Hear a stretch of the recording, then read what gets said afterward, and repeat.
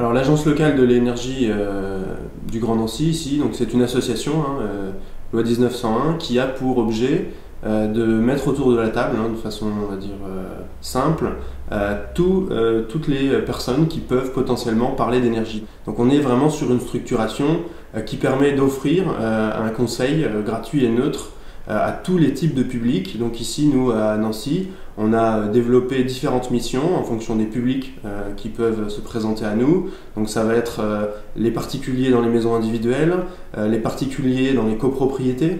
On a également une mission qui traite des problématiques spécifiques des bâtiments publics, donc à savoir les collectivités qui nous sollicitent aussi pour du conseil en énergie, et également les professionnels, les entreprises nous sollicitent également pour connaître, être sensibilisés, un petit peu voir ce qui va arriver sur ces nouveaux marchés un petit peu qui se profilent. On est en partenariat ici avec l'ADEME Lorraine, également le Conseil régional de Lorraine, le Conseil général de Meurthe-et-Moselle, et notre principal partenaire, c'est donc la communauté urbaine, l'agglomération le Grand Nancy.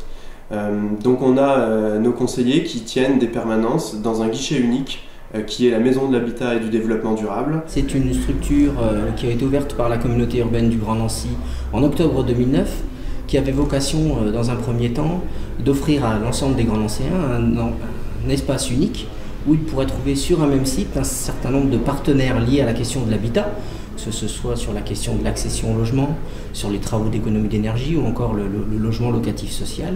Donc cet outil, ce service a été ouvert dans le but de mutualiser sur un même site l'ensemble des réponses liées à ces questions. Et cet espace donc, qui a été ouvert en octobre 2009, qui accueille à ce jour près de 10 000 personnes, trouve son intérêt notamment par rapport à des associations ou des partenaires comme l'Agence locale de l'énergie, puisque la grande majorité des personnes qui se rendent sur ce service sont des personnes qui ont des questionnements par rapport aujourd'hui au choix des matériaux, au choix constructif pour réhabiter, je dirais, durablement leur logement.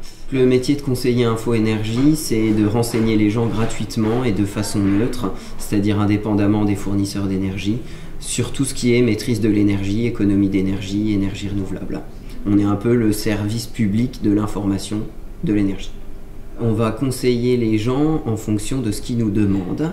Les demandes sont très diverses, ça peut aller des transports aux déchets et à l'énergie bien sûr, sachant que la majorité des demandes portent sur le chauffage, l'isolation, en gros la rénovation ou la construction d'une maison.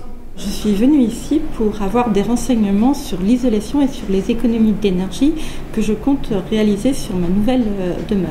Je suis pro-isolation thermique extérieure, mais dans votre cas, le risque de surdimensionnement de la chaudière, il faut demander aux voisins. Il y a d'autres travaux, pour moi le simple vitrage est à remplacer prioritairement. Une VMC c'est aussi je pense quasiment prioritaire, c'est ce que vous direz un bureau d'études. D'accord. Ça serait une priorisation de travaux. Les fenêtres, la VMC et un insert-bois. Oui, et pourquoi pas le plancher du sous-sol, de la cave. Le plancher est-il isolé? Ça m'étonnerait fort. C'est du béton. C'est un plancher, c'est une dalle béton? C'est une dalle béton, dans mes souvenirs.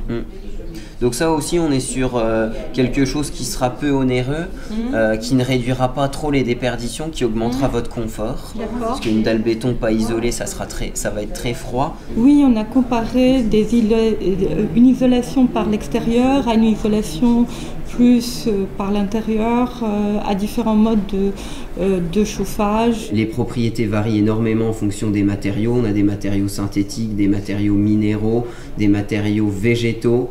Donc tout ça est très différent et il faut expliquer aux gens les différentes propriétés pour qu'ils puissent choisir en fonction de leur cas. Ici on a un exemple de 16 isolants, des isolants qui ne sont pas forcément connus. Par exemple je prends le textile qui n'est pas forcément connu du grand public. On a aussi des polystyrènes, différents types de polystyrène. Donc là on a des isolants bien sûr qui sont synthétiques, des isolants minéraux que la plupart des gens connaissent, alors sous différentes formes. Cet outil justement permet d'appréhender les différentes formes, vrac, panneau, rouleau. Donc là on a des laines minérales. Et enfin on a tout ce qui est isolants végétaux, biosourcés, naturels, donc en vrac ou en panneau. Ce sont les fibres de bois, laine de chanvre, ouate de cellulose ou encore métis. L'intérêt des matériaux biosourcés, c'est qu'ils vont avoir une énergie grise minime, c'est-à-dire qu'ils vont être plutôt d'origine locale, qui vont être plutôt d'origine végétale et qui vont permettre surtout à des maisons anciennes faites de matériaux comme la brique ou la pierre de ne pas être déréglées au niveau de l'humidité. Les écomatériaux ne sont pas forcément des isolants. Comme vous pouvez le voir derrière moi sur la paroi de démonstration, nous avons ici un mur en paille, donc un écomatériau utilisé comme matériau de construction. Alors ce matériau a souvent été réservé aux autoconstructeurs. Aujourd'hui, grâce à l'avis technique récent, il peut se démocratiser et être un matériau de construction de plus en plus répandu. Ici on est sur un mur de 35 cm qui est 6 fois plus performant qu'un mur en parpaing de la même épaisseur. Ce matériau de construction, cet écomatériau, permet donc largement de répondre aux exigences de la réglementation thermique 2012. Actuellement sur le marché, tout est bio, tout est vert, tout est vraiment écologique. Alors c'est vrai qu'il est important pour les maîtres d'ouvrage de faire la distinction. Nous on est souvent confrontés justement à ces questions de matériaux écologiques. Le but, nous vraiment de notre mission, c'est de montrer aux particuliers où sont les matériaux, on va dire, qui ont un faible impact sur leur environnement, parce qu'il n'est pas tout de dire c'est un matériau écologique, mais bien de regarder quel est l'impact sur l'eau, sur les émissions de gaz à effet de serre, sur la pollution, les déchets, vraiment faire la synthèse de tout ça et d'arriver à montrer justement au maître d'ouvrage, la personne qui va commander les travaux, comment est-ce que ces matériaux, on va dire, comment rendre son habitat écologique, comment rendre son logement le plus respectueux de l'environnement possible, que ce soit dans les consommations énergétiques et donc dans ses approvisionnements, que ce soit dans ses déplacements, que ce soit dans le choix des matériaux qu'il va faire justement pour, qu'il va utiliser pour isoler sa maison, pour la construire ou quoi que ce soit. Je sors rassurée, c'est-à-dire que je sais maintenant quel devis je vais pouvoir faire établir, dans quel ordre, quelles sont les priorités. Nous faisons pas mal d'interventions, de manifestations pour parler de tout ce qui est de sobriété énergétique, donc les gestes au quotidien qui permettent de réduire notre facture énergétique, mais aussi notre facture d'eau. Donc c'est l'occasion d'évoquer tous les équipements qui permettent de réduire notre consommation d'eau, comme la chasse d'eau double débit, comme les mousseurs, les limitateurs de débit pour les robinets, et aussi les détecteurs de présence pour déclencher l'eau dans le robinet. Nous lançons cette année un concours qui s'appelle le concours des familles à énergie positive. Le but, c'est que les familles s'engagent de façon très conviviale. On est vraiment là pour rompre avec on va dire, le côté moralisateur de la sobriété énergétique, des gestes économes en énergie. Donc le but, c'est qu'on regroupe par équipe, donc c'est des équipes de familles qui s'engagent à réduire d'au moins 8% leur consommation d'énergie.